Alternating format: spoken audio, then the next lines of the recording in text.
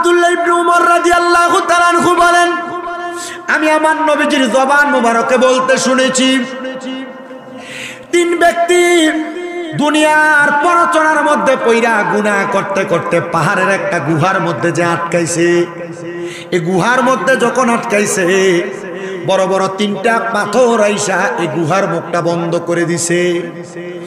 ওই বান্দারা গুহার ভিতরে তাইকা তাইকা কান্দে, হায় আমরা পাপাচার করার জন্য, গুনার কর্ম করার জন্য আমরা আসলাম, এখন আমরা এই পাপাচারের কারণে আমরা পাহাড়ের গুহার মধ্যে আক্রমণের শিকার হইলাম। আল্লাহর দরবারে কান্দে, কিন্তু তারা মনে মনে চিন্তা করতেছে কোনো ভালো নিয়ত যদি করে আল্লাহ তাআলা হয়তো ওই ভালো কাজের উসিলায় আমাদেরকে মাফ করে দিবে। মুসলমান, এবার ওই তিন ব্যক্তি একজন আর একজনকে বলতেছে, তোমার জীবনে যদি কোনো ভালো আমল থাকে ওই আমলটার উসিলা দিয়া দোয়া করো, দেখবা আমার আল্লাহ তাআলা ওই ভালো কাজের উসিলায় তোমারে মাফ করে দিবে, হয়তো আমাদেরকে মুক্তি দিবে। ওই তিন ব্যক্তির এক ব্যক্তি আল্লাহ তাআলার কাছে দোয়া করে, আল্লাহ আমি অন্য কোনো ভালো কাজ করি নাই, তবে আমি একটা ভালো কাজ করেছি।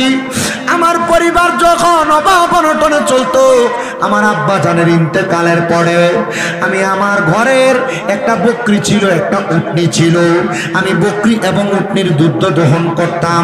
দুধ দহন কইরা এই দুধগুলা সর্বপ্রথম আমি আমার মারে খাওয়াইতাম।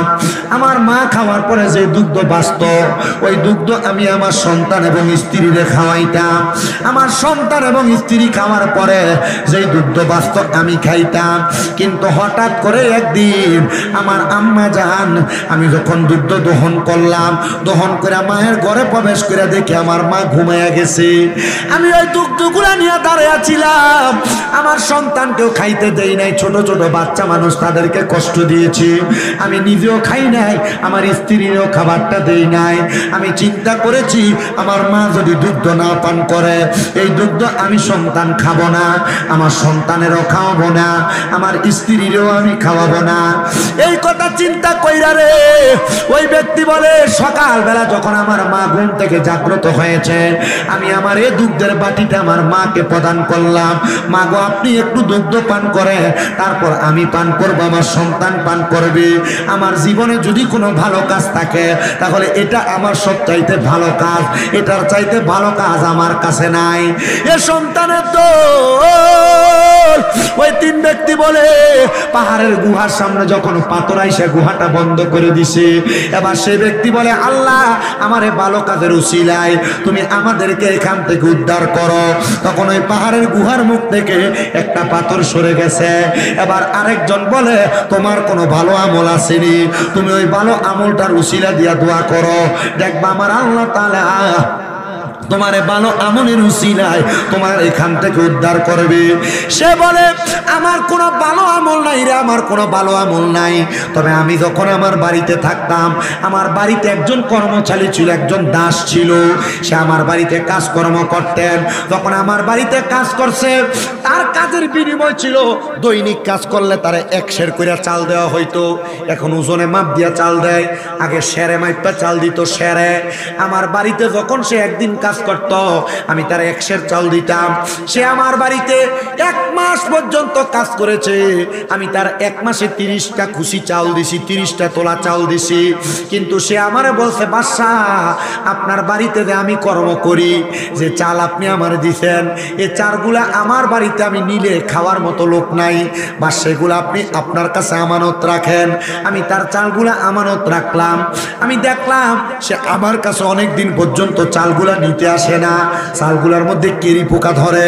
আমি যখন দেখলাম চালগুলা নষ্ট হয়ে যাবে, আমি চালগুলা বাজারে বিক্রি করে দিছি। বিক্রি করে তার চাউলের টাকা দিয়ে আমি একটা ছাগল ক্রয় করছি। ছাগলটা ক্রয় কইরা আমি ছাগলটা পালতে পালতে অনেকগুলা ছাগল হইছে। এই ছাগলগুলা লালন পালন করার পরে দেখলাম এই ছাগল দিয়ে হবে না, এগুলো অনেকগুলা। আমি ছাগলগুলা বাজারে বিক্রি করে আমি একটা গরু কিনছি। গরু কেনার পর অনেকগুলা গরু হইছে, আমি একটা রাখাল রাখছি।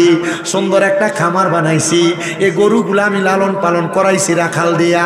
হঠাৎ করে ওই ব্যক্তি আমার বাড়িতে এসে আমার কাছে বলে, ও বাদশা, আপনার কাছে যে আমার কাজের বিনিময়ে চালগুলা ছিল, আপনি আমার চালগুলা ফেরত দেন।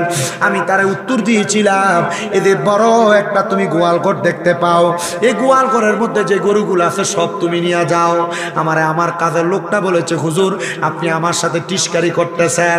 উনি বলেন, না রে বাবা, টিস্কারি করি না, মনে রাখবা তোমার চালগুলা যখন নষ্ট হইতে লাগছিল আমার কাছে আমানত ছিল, আমি চালগুলা বিক্রি করি একটা ছাগল কিনা, একটা এরপরে গরু কিনা, এগুলা তোমার আমানত আস্তে আস্তে বৃদ্ধি পাইছে, এগুলা সব তোমার, তুমি নিয়ে যাও। এ ব্যক্তি দোয়া করে, আল্লাহ আমার একটা ভালো কাজ আছে, অন্য কোনো ভালো কাজ থাক আর না থাক, আল্লাহ তুমি একটা ভালো কাজের উসিলায় তুমি আমাদেরকে পাহাড়ের গুহার থেকে উদ্ধার করো। উনি বলেন, দোয়াটা করার সাথে সাথে আমি তাকায় দেখলাম গুহার মুখ থেকে আরেকটা পাথর সরে গেছে। বাকি কয়টা পাথর? একটা পাথর, তিনটা পাথর ছিল, দুইটা পাথর ভালো দোয়ার কারণে আল্লাহ সরাইয়া দিছে। ও বন্ধুরে, গুহার মধ্যে আক্রমণ থাকা অবস্থায় আরেকটা পাথর আছে। আরেকজনকে বলে, তোমার কোনো ভালো আমল থাকলে তুমি ওই ভালো আমলের উসিলা দিয়া আল্লাহর কাছে দোয়া করো। উনি বলেন, আমার অন্য কোনো ভালো আমল আছে কিনা আমি জানি না। আমার একটা চাচাতো বোন ছিল, ওই চাচাতো বোনের চেহারা বড় সুন্দর ছিল, আমার মধ্যে একটা খায়েশ তৈরি হয়েছে, আমি কখন আমার এই চাচাতো বোনের সাথে মিলিত হব, জিনা ব্যভিচার করব, কিন্তু আমি এমন কোনো সুযোগ পাই নাই আমার চাচাতো বোনের সাথে জিনা ব্যভিচার করব। হঠাৎ করে আমার চাচাতো বোন আমার কাছে 100 দিরহাম পাওনা হাওলাত নেওয়ার জন্য আসছে। আমি তারা বলছি, যদি তুমি আমার কাছ থেকে 100 দিরহাম নিতে চাও তাহলে তুমি আমার সাথে মিলিত হওয়া লাগবে, জিনা করা লাগবে, ব্যভিচার করা লাগবে। আমি আমার চাচাতো বোনকে ব্যভিচারের শর্তে 100 দিরহাম দিলাম। একদিন রাত্রবেলা সে আমার কাছে ব্যভিচারে লিপ্ত হওয়ার জন্য, তার পাওনা মিটিয়ে দেওয়ার জন্য আসছে।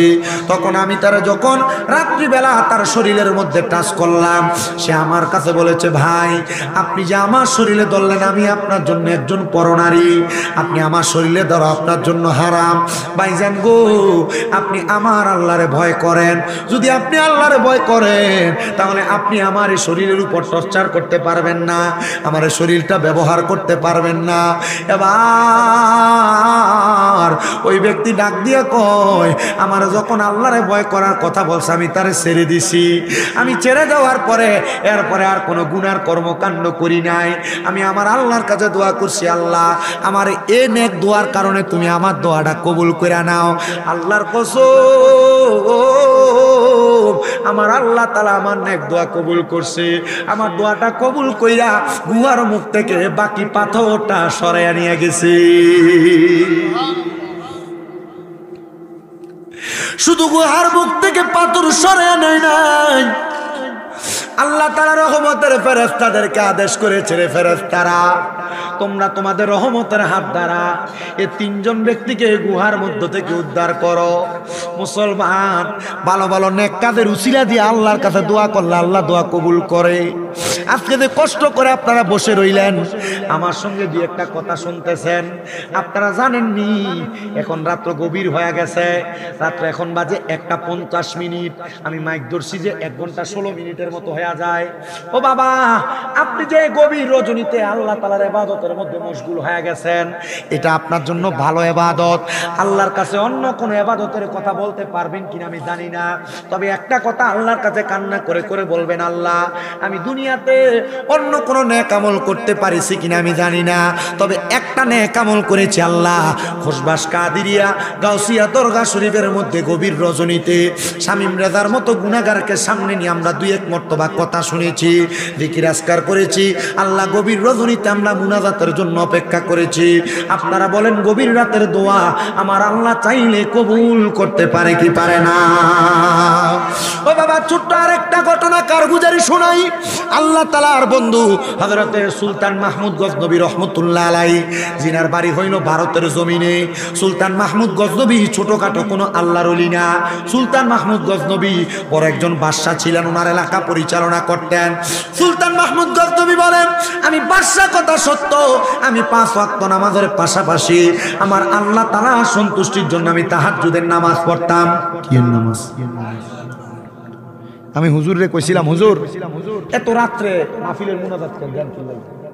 আমার কইছে আব্বা আমিও তাহাজ্জুদ নামাজ পড়া এরপরে মুনাজাত করি। আমি নিজে আপনাদের যে শামসুল আরিফিন ফির সাহেব হুজুর, আমি কইছি আপনি এগুলা জমজমার থাকতে শেষ করে দেন। হুজুরে মাইন্নও নিছিল। আমি বাদ মাগরিব বাদ এসা জহিরুল ইসলাম ফরিদি সাহেব, এরপর হাসান আজারি সাহেব, এরপর হুজুরে মিলাদ ক্যাম্প করে মুনাজাত দিয়ে দিল। আমি জানি না এটা কোন হেকমতে ঘুরে গেছে, আমি আবার সেই শেষ রাইতে আপনারা লইয়া দিয়ে একটা কথা কওয়া লাগতেছে। হুজুর আমার কইছিল যে আব্বা সবসময় তো তাহাজ্জুদ নামাজের পর পরই মুনাজাতটা হয়, এর লাগা মুনাজাতটা করবার লাগা এখন হয়তো বা হুজুরের নিয়ত এটাই ছিল। তো আমি এতটুকু বিশ্বাস করি তাহাজ্জুদ নামাজ এমন একটা ইবাদত, ওয়া মিনাল লাইলি ফাতাহাজ্জাদ বিহি নাফিলাতাল লাকা আসা আইয়াবাসাকা রাব্বুকা মাকামাম মাহমুদা। এই আয়াত যখন নাযিল হইছে নবীজি চোখের পানি ফালায় ফালায় কাঁদছে। আম্মা জান আয়েশা সিদ্দিকা কয় আমার নবী সারা রাত 2 রাকাত নামাজ পড়ছে। কয় রাকাত? নবীজি যখন নামাজ শেষ করছে আমি নবীর দিকে এলাম, ইয়া রাসূলুল্লাহ এত লম্বা রুকু সেজদা আপনারা আর কোনোদিন করতে দেখিনি। নবীজি যখন নবীজির মাথা মুবারক ফিরেছেন, আম্মা জান আয়েশা সিদ্দিকা কয় আমি নবীজির দিকে তাকায় দেখলাম নবীজির চোখগুলো একবারে বড় বড় লাল হয়ে গেছে আর চোখের পানি বায়া বায়া পড়তেছে। জিজ্ঞাসা করলাম, ইয়া রাসূলুল্লাহ আপনি এভাবে কান্না করছেন কেন? নবীজি বলছে, আম্মা আয়েশা শোনো, আমি নবীকে আল্লাহ বলছে আমি তাহাজ্জুদ করলে আল্লাহ তাআলা আমার মাকামে মাহমুদ দিব। ও আয়েশা আমি নবী আল্লাহর কাছে কাঁদছি, আমার উম্মত আমি নবীর পাগল, আমার উম্মত তাহাজ্জুদের নামাজ পড়বো, আমার উম্মত যে তাহাজ্জুদের নামাজ পড়বো আল্লাহ আমার উম্মতের কি দিব? আম্মা জান আয়েশা ডাক দিয়া কই, ইয়া রাসূলুল্লাহ আমার আল্লাহ তো আপনার দোয়া ফিরাইয়া দিবে না। আপনি নবীর একটা উপাধি হলো মুস্তাজাবাতুদ দাওয়াত। আপনি কোন দোয়া করলে আল্লাহ তাআলা সাথে সাথে দোয়াটা কবুল করে। নবী গো আমার আল্লাহ তাআলা কি বলছে? নবী আমার ডাক দিয়া কয়, আয়েশা আমার আল্লাহ তাআলা বলেছে আমার কোন উম্মত যদি আমি নবীরে মুহাব্বত করে আমি নবীরে ভালোবাসা তাহাজ্জুদের নামাজ পড়া আমি আল্লাহ তাআলার কাছে কোনো কিছু চাই, আমার আল্লাহ তাআলা ওই বান্দা ওই উম্মতের সকল আশা পূরণ করে দিবে। কোন সুবহানাল্লাহ। আমি তো পরে চিন্তা করছি হুজুর একা পড়ে আইসা আপনার লয়ে মুনাজাত দেয়, যদি সম্ভব হইতো আপনারা নিয়ে তাহাজ্জুদটা পড়তো। মারহাবা কোন, মারহাবা কোন।